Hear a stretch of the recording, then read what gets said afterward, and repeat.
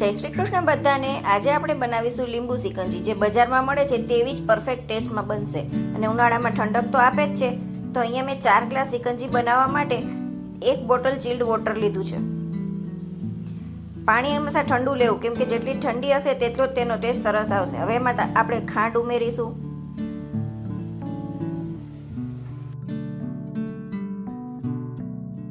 અત્યારે મેં તેમાં 4 ટેબલસ્પૂન ખાંડ ઉમેરી છે।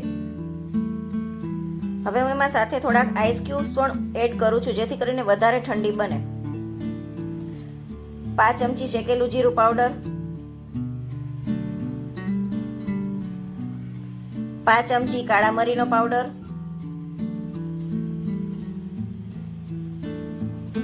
1/2 ચમચી મીઠું,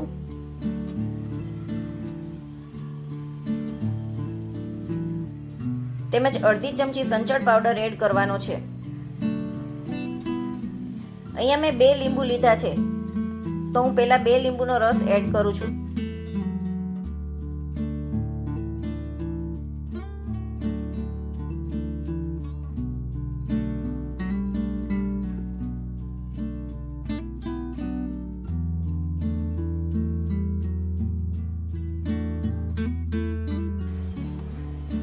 હવે આપણે તેમાં 2 મિનિટ માટે બ્લેન્ડર ફેરવીશું, જેથી કરીને બધી ખાંડ ઓગળી જાય અને બધું વ્યવસ્થિત મિક્સ થઈ જાય।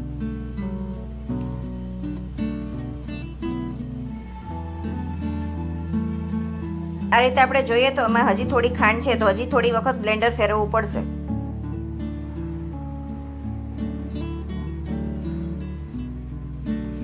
આ રીતે બધી ખાંડ ઓગળી જાય પછી જ એક વખત ચાખી લીધું છે, થોડી ખાંડ અને લીંબુ ઓછું લાગે છે તો હું ફરીથી અડધા લીંબુનો રસ અને 1 ટેબલસ્પૂન ખાંડ એડ કરું છું।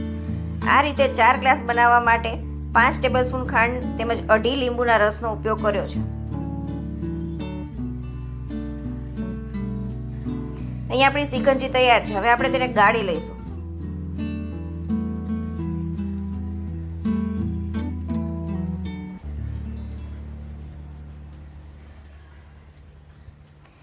સર્વિંગ માટે સૌ પ્રથમ ગ્લાસમાં આઈસ ક્યુબ્સ એડ કરવાના છે।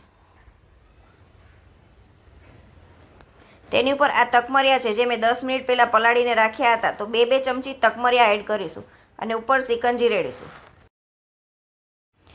તકમરિયા ઉનાળામાં ઠંડક આપે છે અને આ રીતે બનાવેલી સિકંજી એકદમ બજાર જેવો ટેસ્ટ આપે છે। જો તમને રેસીપી ગમી હોય તો વિડીયોને લાઇક તેમજ શેર કરજો, તેમજ મારી ચેનલને સબસ્ક્રાઈબ કરજો। Thank you.